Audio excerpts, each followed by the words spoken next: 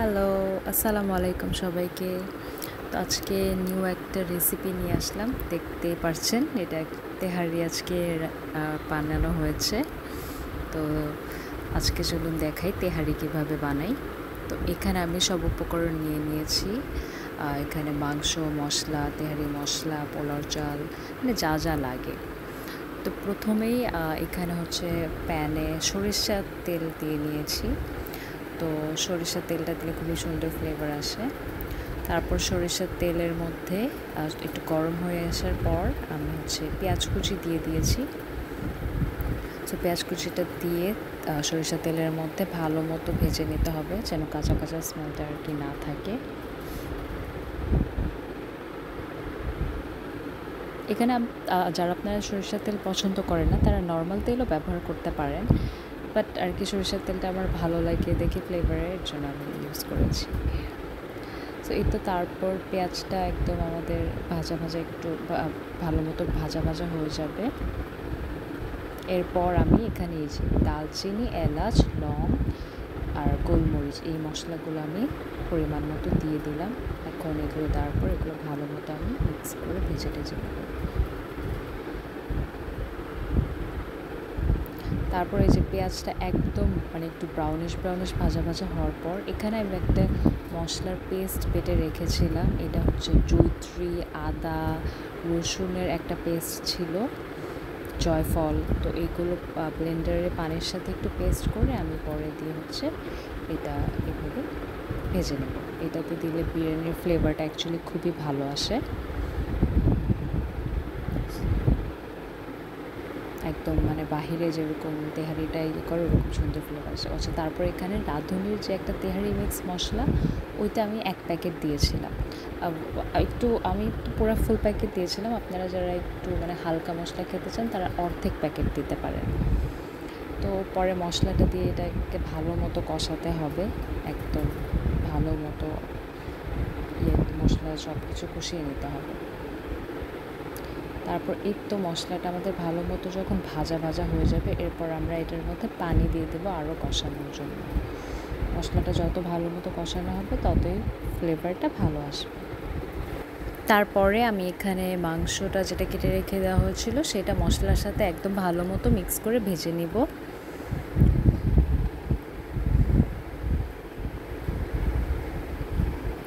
So এটার একটু ভেজে নেওয়ার পর আমি হচ্ছে এখানে কাঁচামরিচ দিয়ে দিব কয়েকটা।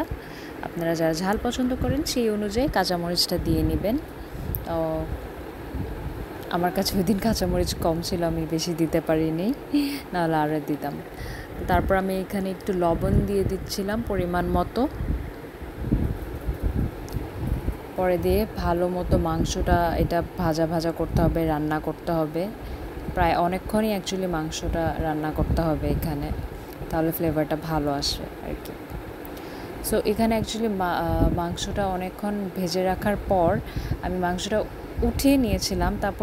তারপর হচ্ছে আমি চালটা ওই মশলার তেলে ভেজে পরে মাংসটা আবার দিয়ে দিয়েছিলাম। এটা ভিডিওটা অ্যাকচুয়ালি ক্লিপটা অ্যাড করা হয়নি। তো আপনারা হইতেছে মাংসটা ভালো মতো আমি মাংসটা অনেকক্ষণ মানে প্রায় 1 ঘন্টার মতো, আরও বেশি হবে টাইম, এরকম মতো কষিয়ে পরে মাংসটা ভাজা ভাজা হয়ে গেছিলো। পরে মাংসটা তুলে নিয়েছিলাম। পরে হচ্ছে আলাদা করে এই পোলাও চালটা মশলাতে ভেজে পরে হচ্ছে আমি মাংসটা অ্যাড করে দিয়েছিলাম। তারপরে তো মাংস অ্যাড করে দেওয়ার পোলাওর মধ্যে মাংসটা অ্যাড করে দেওয়ার পর গরম পানি ঢেলে দিবেন পরিমাণ মতো।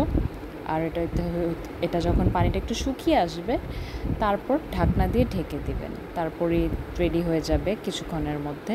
টাইমটা আপনারা অবশ্যই পরিমাণ হিসাবে বুঝে নেবেন। তারপরে তো আমরা কিছু সালাদ রেডি করে রেখে ফেলেছিলাম। তো টমেটো, শসা, পেঁয়াজ, লেবু, কাঁচামরিচ এরকম করে সালাদ খেতে অনেক ভালো লাগে। তো এটা আমরা রেডি করে নিয়েছিলাম। আসলে সালাদ ছাড়া বিরিয়ানিতে আর এগুলো খেতে ভালোই লাগে না, জমে না তেমন একটা। তো এই তো বিরিয়ানিটা একদম লাস্টে দিয়ে এরকম হয়েছে। এখানে পুরোপুরি হয়ে গিয়েছে।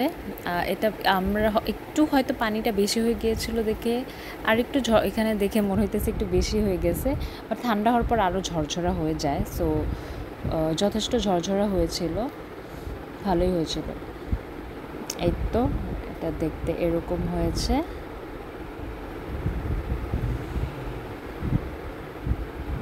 টেস্ট কিন্তু মানে বেশ ভালো ছিল। তো এই তো সার্ভ করে ফেললাম আমরা।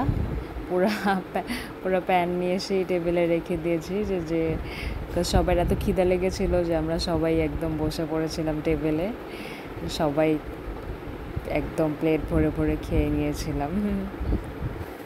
সো আপনারাও কারা কারা তেহারি পছন্দ করেন আর কাদের তেহারিকায় কী কী টিপস আছে তা অবশ্যই শেয়ার করবেন। সো সাথে থাকার জন্য ধন্যবাদ। আল্লাহ হাফেজ।